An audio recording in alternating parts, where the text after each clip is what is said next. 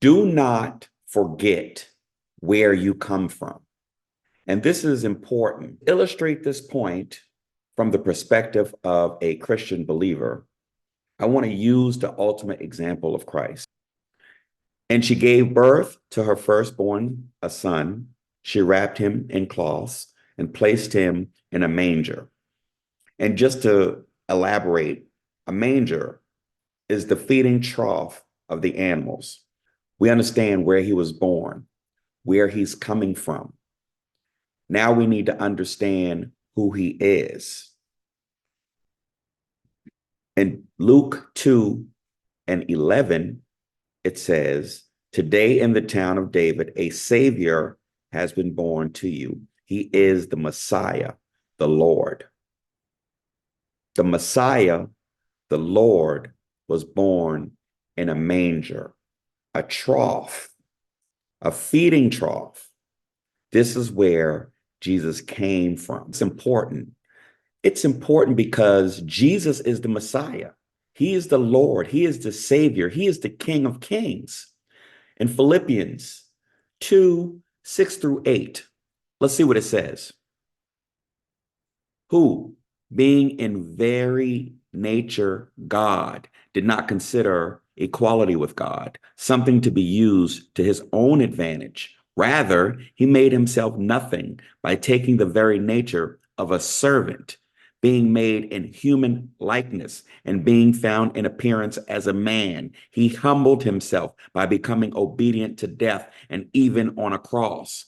Therefore, God exalted him. Did you know Jesus went out of his way to touch and heal the castaways of society, the marginalized of society?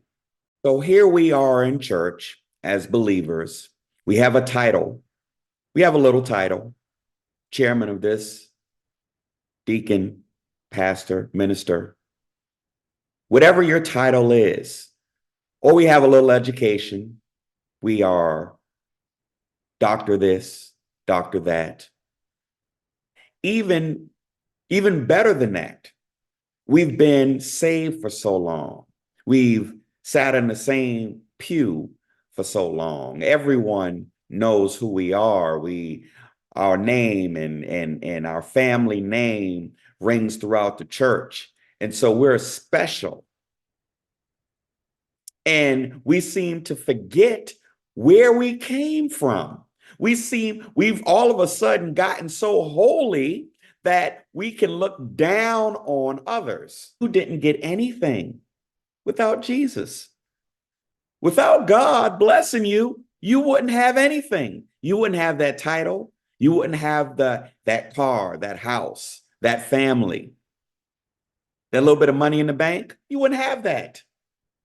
But we seem to want to believe that we did it. We seem to want to forget where we came from. We seem to want to forget that we used to hang out in the club. That's right. We seem to forget that we used to drink constantly. We seem to forget that some of us engaged in drug usage. We seem to forget that some of us have been spreading ourselves sexually all around because now we're holy. Now we have a title. We seem to forget where we come from. So now we want to look down at others. We want to, instead of encouraging individuals, instead of telling your testimony, the most powerful thing that you can do is to tell someone that you have been right where they're at. We need to start meeting people where they are at. Stop acting like you are all of that, because you're not. You only have what you have because God blessed you with it. You didn't earn that. You might have worked hard for it, but God opened those doors so that you can have what you have right now. We are running people away from the church because we choose to be judgmental. We act like they have to be saved and cleaned up before they come to church. You forgot where you came from. What drove you into church? What drove you to the Lord? Where has God brought you from? There was times in your life when you thought you were losing your sanity. There were times when drugs and depression, sadness was taking over your life. Having the same love, being one in spirit and of one mind. Do nothing out of selfish ambition or vain conceit. Rather, in humility, value others above yourselves, not looking to your own interests, but each of you to the interests of the others. These are God's words. In God's eyes, it's about service. It's about humility. It's about kindness and love towards others. Your money means nothing to God. Your title means nothing to God. You forgot where you came from. You forgot where God brought you from. You have amnesia. Stop it.